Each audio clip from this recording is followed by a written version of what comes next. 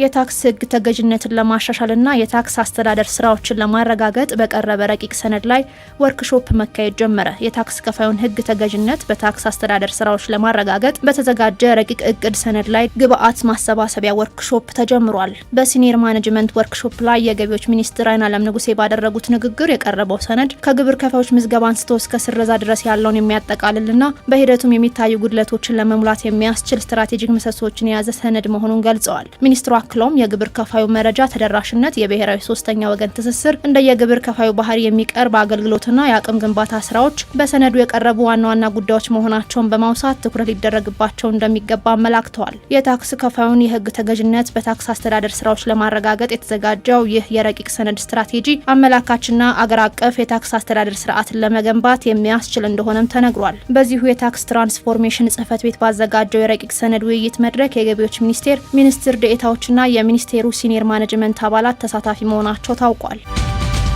693 ሚሊዮን ብር ግምታዊ ዋጋ ያላቸው የኮንትሮባንድ እቃዎች በቁጥጥር ስር ዋሉ። የጉምሩክ ኮሚሽን ከሐምሌ 23 እስከ ሐምሌ 29 ቀን 2018 ዓ.ም ባደረገው ክትትል 648.4 ሚሊዮን ብር የገቢ የኮንትሮባንድ እቃዎችና 44.6 ሚሊዮን ብር የወጪ በድምሩ 693 ሚሊዮን ብር ግምታዊ ዋጋ ያላቸው የኮንትሮባንድ እቃዎች በተለያዩ ቅርንጫፍ ጽህፈት ቤቶች ተይዘዋል። በቁጥጥር ስር ከዋሉት የኮንትሮባንድ እቃዎች መካከል አዳዲስና ልባሽ ጨርቆች፣ ኤሌክትሮኒክስ፣ የግብርና ምርቶች፣ የተሽከርካሪ መለዋወጫ፣ የመዋቢያ እቃዎች፣ ጫት፣ አደንዛዥ እጾች፣ መድኃኒት፣ ማዕድናት፣ ነዳጅ፣ የቁም እንስሳትና የውጭ ሀገር ገንዘቦች ይገኙበታል። በተጠቀሰው የጊዜ ገደብ የገቢና የውጭ ኮንትሮባንድን በመቆጣጠር አዋሽ፣ ድሬዳዋና ጅግጅጋ ጉምሩክ ቅርንጫፍ ጽህፈት ቤቶች ቀዳሚውን ስፍራ ሲይዙ በቅደም ተከተላቸው 153 ሚሊዮን፣ 109 ሚሊዮን እና 106 ሚሊዮን ብር ግምታዊ ዋጋ ያላቸው የኮንትሮባንድ እቃዎች መያዝ ችለዋል። የኮንትሮባንድ እቃዎቹ በጉምሩክ ኮሚሽን ሰራተኞች፣ በፌዴራል ፖሊስ፣ በክልል ፖሊስ አባላትና ህብረተሰቡ ባደረጉት የጋራ ጥረት በፍተሻ በጥቆማና በበረራ የተያዙ ሲሆን የኮንትሮባንድ እቃዎችን ሲያዘዋውሩ የተገኙ 30 ተጠርጣሪዎችና 17 ተሽከርካሪዎችን በቁጥጥር ስር ውለዋል። ኮንትሮባንድና ህገወጥ ንግድ የአፈጻጸም ስልቱ ተለዋዋጭ በመሆኑ ድርጊቱን ለመግታትና በሀገር ኢኮኖሚ የሚያሳድረውን ተጽዕኖ ለመከላከል ጉምሩክ ኮሚሽን ብቻ የሚያደርገው እንቅስቃሴ በቂ ባለመሆኑ ሁሉም ባለድርሻ አካላትና ህብረተሰቡ የበኩሉን ድርሻ እንዲወጣ የጉምሩክ ኮሚሽን ጥሪውን ያቀርባል። የአፋር ብሔራዊ ክልላዊ መንግስት ገቢዎች ቢሮ የ2018 በጀት ዓመት አፈጻጸምና የ2019 በጀት ዓመት እቅድ አፈጻጸምን በተመለከተ ከገቢ ዘርፍ አመራሮችና ባለሙያዎች ጋር ውይይት አካሂዷል። በመድረኩ የአፋር ክልል ገቢዎች ቢሮ ኃላፊ አወል አብዱ የ2018 በጀት ዓመት የስራ አፈጻጸም በተቀናጀ የቡድን ስራና በባለሙያዎች ትጋት የተገኘ ውጤት መሆኑን ገልጸዋል። በቀጣይ በ2019 በጀት ዓመትም የተሻለ ውጤት ለማስመዝገብ በአንድነትና በተጠያቂነት መንፈስ ስራዎች እንደሚሰሩ አሳውቀዋል። በተጨማሪም በ2018 በጀት ዓመት የላቀ አፈጻጸም በማሳየት ለቢሮው ስኬት ከፍተኛ አስተዋጽኦ ላበረከቱ አመራሮችና ባለሙያዎች የምስጋናና የእውቅና ሰርተፊኬት ተበርክቶላቸዋል።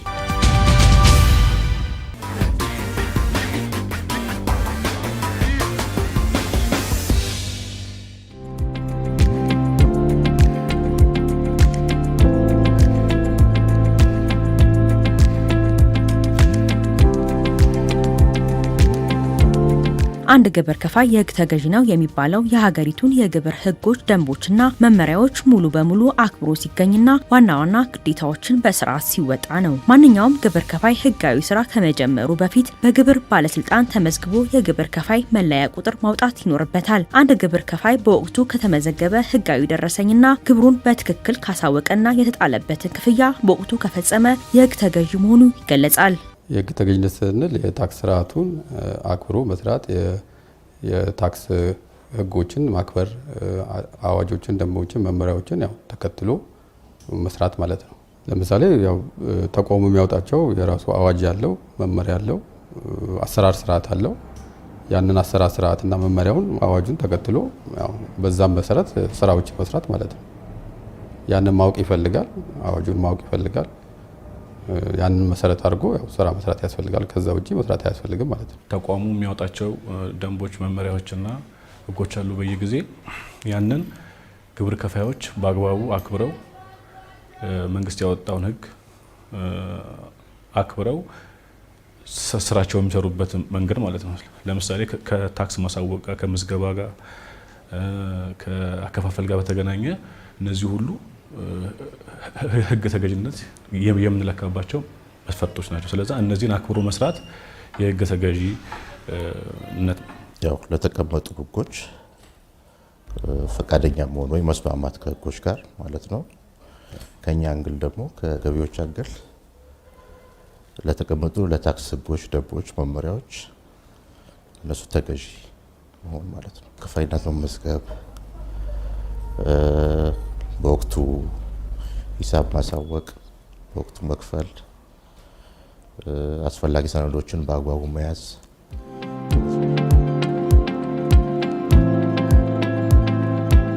የህግ ተገዥነት አስፈላጊነትና ጥቅሙ ቀላል የሚባል አይደለም። አንድ ግብር ከፋይ ግለሰብም ሆነ ድርጅት በሀገሪቱ ህግ፣ ደንብና መመሪያዎች መሰረት በትክክል ማስላትና በወቅቱ ከፍሎ ማጠናቀቅ ለግብር ከፋዩም ሆነ ለታክስ ሰብሳቢም ጥቅሞች አሉት። ያው የህግ ተገዥነት አስፈላጊነት ያው አንደኛ ያው እኛ ግብር ሰብሳቢ መስሪያ ቤት ነው። ስለዚህ ግብር ከፋዮች ህግ ተገዥ ሆኑ ማለት ያው ገቢ በብቃት መሰብሰብ እንችላለን ማለት ነው። ስለዚህ ገቢ ለመሰብሰብ ህግ ተገዥነት በጣም አስፈላጊ ነው ማለት ነው። ወደ ጠቀሜታው ስንሄድ ያው አንደኛ በሁለት መልኩ ማየት ይችላል። አንደኛ ለግብር ከፋዩም ይጠቅማል፣ እንደገና ለገቢ ሰብሳቢ መስሪያ ቤቱም ይጠቅማል። ለእኛም ይጠቅመን ያው ቅድም እንደተናገርኩት ያው ገቢ ለመሰብሰብ ይጠቅመናል። ህግ ተገዥነት ግብር ከፋዮች ሆኑ ማለት ያው ገቢ በብቃት የመሰብሰብ እንትን ይኖረናል ማለት ነው። ስለዚህ በዛ መልኩ ማየት ይቻላል። ሁለተኛ ለግብር ከፋዩ ደግሞ ግብር ከፋዩ ህግ ተገዥ ሆነ ማለት አንደኛ ካላስፈላጊ ቅጣት ወለድ ይድናል ማለት ነው። ስለዚህ ለግብር ከፋዩም ጠቃሚነት አለው ማለት ነው። ሁልጊዜም የታክስ ከፋዩና ታክስ ሰብሳቢው መስሪያ ቤት ሁልጊዜ እንትን የሚሉባቸው ህጎች አሉ። እነዛን ህጎች በአግባቡ ማክበር ለግብር ከፋዩም ለታክስ ሰብሳቢ መስሪያ ቤቱም ጥቅሞች አሉት ማለት ነው። ስለዚህ አንድ ግብር ከፋይ እነዚህን መንግስት የሚያወጣቸውን ህጎች ለምሳሌ በወቅቱ የሚያሳውቅ ከሆነ፣ ካለቅጣት የሚከፍል ከሆነ፣ ከደረሰኝ መቁረጥ ጋር ከተለያዩ ነገሮች ጋር በአግባቡ አክብሮ የሚሰራ ከሆነ ከተለያዩ ቅጣቶች ይጠበቃል። ከዛ ባለፈ ደግሞ የህግ ተገዥነት መስፈርቶች አሉ። በእነዛ መስፈርቶችም የተሻለ ግብር ከፋይ ከሆነ እስከ መሸለምም ድረስ የሚያደርስ እንትኖች አሉ። ስለዛ ጠቀሜታው ለግብር ከፋዩም ለታክስ ሰብሳቢ መስሪያ ቤቱም ትልቅ ጠቀሜታ አለው ማለት ነው። ለህግ መገዛት የህግ ተገዥነት መገለጫዎች ማለት አንድ ግብር ከፋይ ግለሰብም ሆነ ድርጅት በአገሪቱ የግብር ህጎችና ደንቦች መሰረት ተግባሩን በትክክልና በታማኝነት እየተወጣ መሆኑን የሚያሳዩ ተግባራትን መፈጸም ሲችል ነው። ግብር ከፋይ ህግ አክባሪ ነው የሚባለው ህጋዊ ምዝገባ፣ የግብር ከፋይ መለያ ቁጥር መያዝ፣ የንግድ ስራ ከመጀመሩ በፊት ወይም እንደጀመረ ወዲያውኑ በገቢዎች ባለስልጣን መመዝገብና ማሳወቅ አለበት። የህግ ተገዥነት መገለጫዎች ያው ህግ ተገዥነት ስንል እኛ አንደኛ ግብር ከፋዩ በመጀመሪያ መመዝገብ ይኖርበታል ማለት ነው። መመዝገብ ስንል ያው አድራሻ ትክክለኛ አድራሻ ሊኖረው ይገባል። ቀበሌውን በትክክል ማሳወቅ አለበት። ወረዳውን በትክክል ማሳወቅ አለበት። ስልክ ቁጥሩን በትክክል ማሳወቅ አለበት።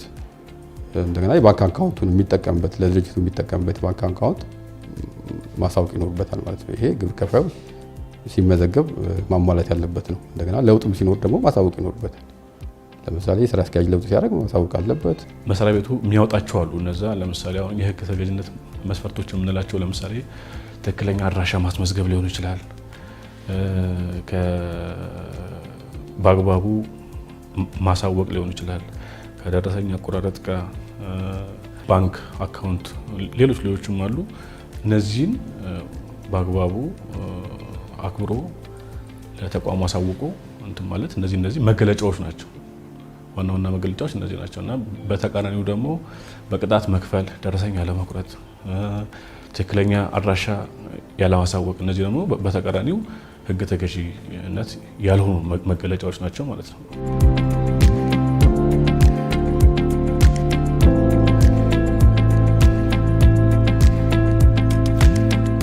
የኢትዮጵያ ገቢዎች ሚኒስቴር የግብር ከፋዮች የህግ ተገዥነት ለማሻሻልና አገራዊ የገቢ አሰባሰብን ለማሳደግ በዋናነት ቁልፍ የስራ ዘርፎች ላይ ትኩረት አድርጎ በመንቀሳቀስ ላይ ይገኛል። ለዚህም የተለያዩ የግንዛቤ ማስጨበጫ መድረኮችን በማዘጋጀት ስለ ግብር ህጎች፣ ደንቦችና መመሪያዎች ተደጋጋሚ ስልጠናዎችን እየሰጡ መሆናቸውን ገልጸዋል። ያው እንደ ተቋም ያው ብዙ ስራዎች እየተሰሩ ነው ያሉት። አንደኛ ከሚሰራው ስራ ያው ግብር ከፋዮችን ህግ ተገዥነቱ ግብር ከፋዮች በየአመቱ እውቅናና ሽልማት እንሰጣለን። ይሄ ትልቅ ነገር ነው። ያው በአገር አቀፍ ደረጃ ለ8 ዓመት ተከታታይ እውቅናና ሽልማት እየተሰጠ ነው ያለው። ይሄ ደግሞ ግብር ከፋዮችን የበለጠ ህግ ተገዥ እንዲሆኑ ያስችላቸዋል ማለት ነው። ይሄ አንድ ስራ ነው። ሁለተኛ ያው በተቻለ መጠን ያው አሰራሮችን ቀላልና ቀልጣፋ ማድረግ ነው። ከዚህ አንፃር ያው ብዙ ስራዎች እየሰሩ ነው። እንደ ተቋም ያው በሲስተም የተደገፈ ስራ እየተሰራ ነው። በተቻለ መጠን ከሰው ንክኪ የሆኑ ስራዎችን ግብር ከፋዩ እዛው ቢሮ ተቀምጦ ፋይል እንዲያደርግ ክፍያ እንዲከፍል እየተደረገ ነው። ኢፋይሊንግ ኢፔመንት ኢቭን ክሊራንስ እንኳን ያው የክሊራንስ ተጀምሯል።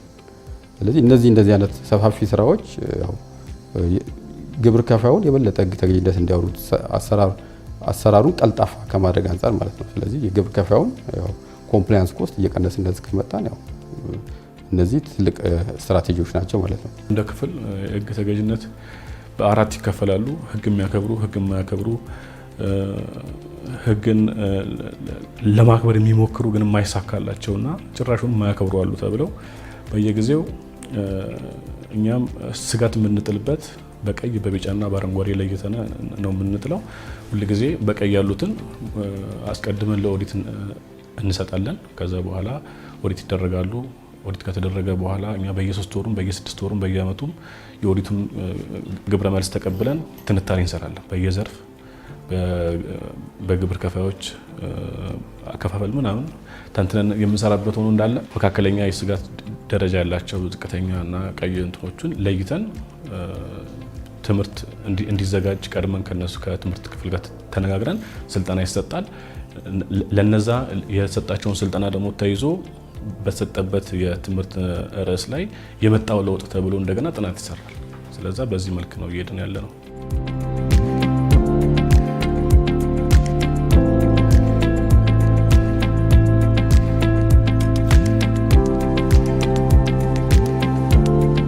የህግ ተገዥነትን ለማሻሻል የገቢዎች ሚኒስቴር ከጊዜ ወደ ጊዜ የህግ መሻሻሎችን እያመጣ እንደሆነ ይገልጻሉ። እዚህ ጋር እንግዲህ አሁን በየጊዜው የተለያዩ ስራዎች እየተሰሩ እንዳለ ሆኖ አሁን ከጊዜ ወደ ጊዜ ግብር ከፋዩ ስለ ህግ ተገዥነት ያለው አመለካከት ከፍ እያለ የመጣበት ሁኔታ ነው ያለው።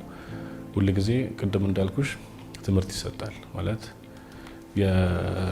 የከፍተኛ ስጋት የመካከለኛና ዝቅተኛ ብለን በለየናቸው መሰረት ከኦዲት በፊትም ከኦዲት በኋላም ትምህርት ክፍሎች ተዘጋጅተው በዛ ርዕስ ላይ ይዘጋጁና ያስተምሯቸዋል። ከዛን በዛ በተሰጠበት ርዕስ ላይ የመጣው ለውጥ ምንድነው ተብሎ ጥናት ሰርተን ያንን ሪል መጥቷል የሚለውን እዛ ላይ ተመልሰን የምናይበት እንዳለ ሆኖ ከዛ ባለፈ ግብር ከፋዩ ስለ ራሱ መብትና ግዴታ በሚገባ አውቆ እንደ በፊቱ ስልክ እየተደወለ እንደዚህ በአድራሻ እየተካሄደ ምናምን ሳይሆን በራሱ የማሳወቅ ባህሉም እያደገ የግብር አከፋፈሉ ገቢ የመደበቅ የመሰወር ደረሰኛ ለመቁረጥ የተገናኙ ችግሮች በሙሉ ቀስ በቀስ እየተሻሻሉና እያደጉ ነው የመጡት።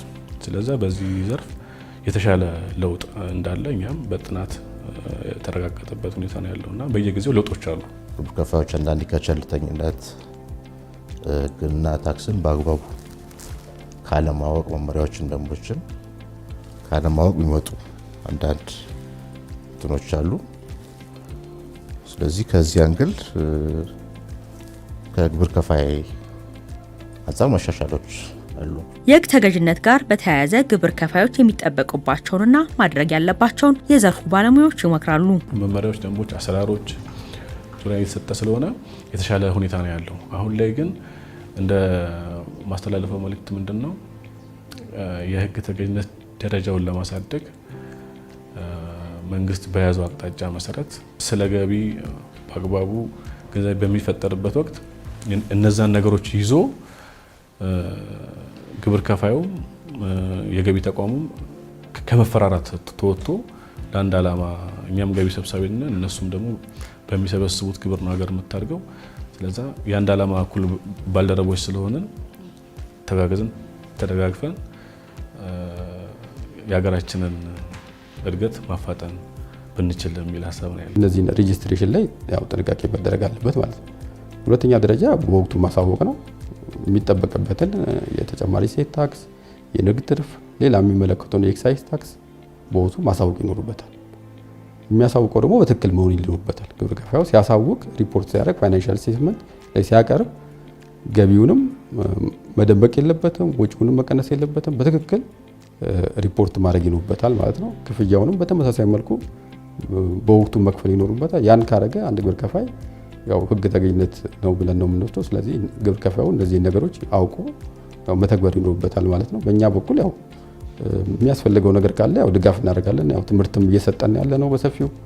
ስለዚህ ሌላም ድጋፎች ምናልባት የተለያዩ ነገሮች ምክንያቱም ግብር ከፋዩ እኛ የምንወስደው ያው ኦልሞስት ግብር ከፋዩ ቢያንስ የንግድ ትርፍ 30% ሼር አለ።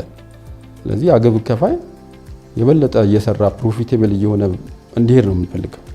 ስለዚህ ያንን መደገፍ ይኖርብናል ብለን ነው የምናስበውና ከዛ አንፃር ግብር ከፋዩን ያው ድጋፍ ማድረግ ያስፈልጋል። ያው እጅ ለእጅ ተያይዘን ነው የምንሰራው። ያው እነሱ ስላሉ ነው ያው እኛም እዚህ ያለ ነውና ስለዚህ ከዚህ አንፃር ያው እነሱን እየደገፍን የበለጠ ፕሮፊቴብል ሆነው የበለጠ ትርፍ እያተረፉ ያው አገራችንንም በዚህ መልኩ ለማሳደግ ያው ጥረት ማድረግ ይኖርብናል ማለት ነው እጅ ለእጅ ተያይዘን።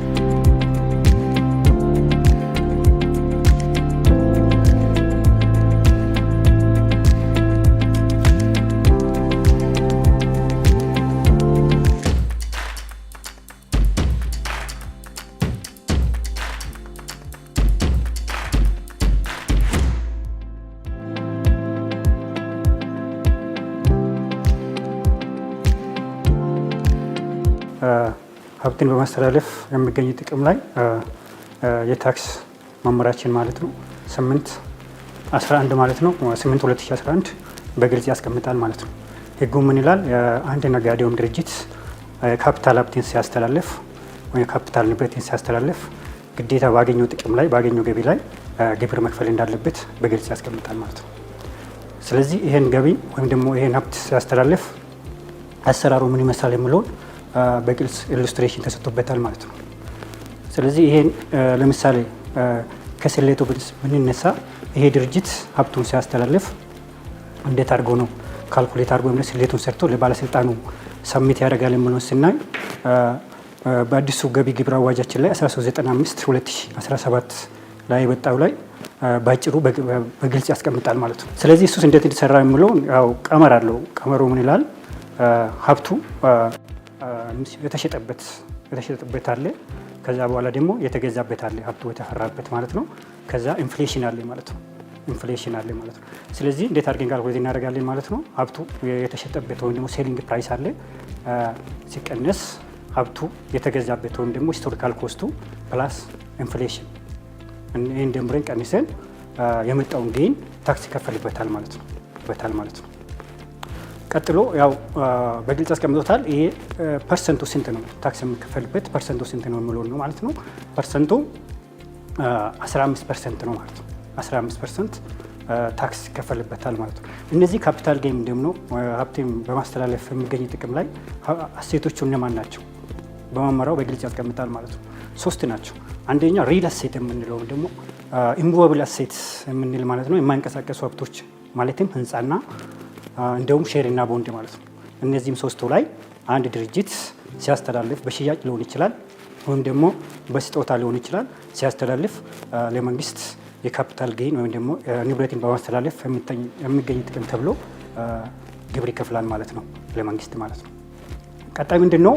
ይሄ ግብር ከፋይ ወይም ደግሞ ድርጅት ሀብቱን ሲያስተላልፍ ምን መረጃዎች መያዝ አለባቸው የሚለውን ስናይ አንደኛ ምንድን ነው ስለ አሴቱ ማለት ስለ ሀብቱ የሚገልጽ መረጃ ላይክ ቡክ ቫሊዩ ወይም ደግሞ የሂሳብ መዝገብ ሊሆን ይችላል። ለሀብቱ ያወጣውን ወጪ ሊሆን ይችላል። እንዲሁም ደግሞ ሀብቱ የተገኘበት ጊዜ መቼ ነው የተገኘው፣ ሂስቶሪካል ኮስቱን ለማወቅ ሀብቱ የተገኘበት ጊዜ መታወቅ አለበት ማለት ነው። ሌላ ደግሞ ሀብቱ ከተገኘበት ጊዜ ጀምሮ የሚሰራ ዲፕሪሺዬሽን አለ ማለት የእርጅና ቅናሽ ማለት ነው። እሱንም ጨምሮ ምንድነው ይሄ መረጃ ለባለስልጣን ወይም ደግሞ ገቢ በሚሰላበት ጊዜ ማለትም ከሚተላለፍ ሀብቱ ጋር ከሀብቱ ማለት ነው በሚሰራበት ጊዜ ይህንን መረጃ ይዞ መቅረብ እንዳለበት በግልጽ ያስቀምጣል ማለት ነው።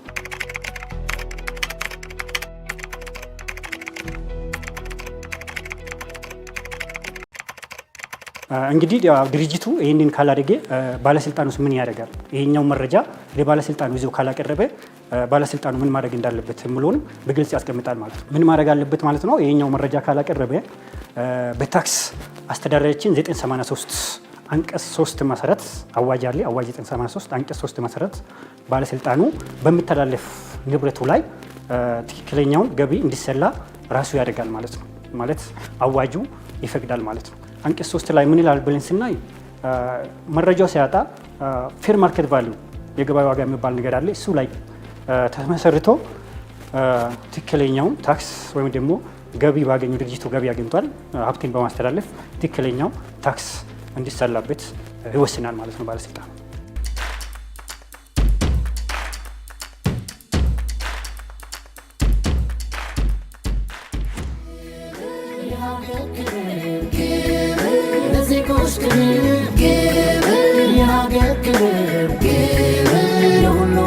Wajiban godallalatu ummata bisun dagatu tajajila kan kunoza dadafon tarira basa ባላፊነት ላይ ያለ የሆነ ህዝብ አገልጋይ የድርሻችን ይወጣ ክቡር ነው ክብር ከፋይ ሕገ ወጥነት ኮንትሮባንድ አደንዛዥ መድኃኒቶች የትውልድ ማጥፊያ ናቸው የጠላት መሳሪያዎች።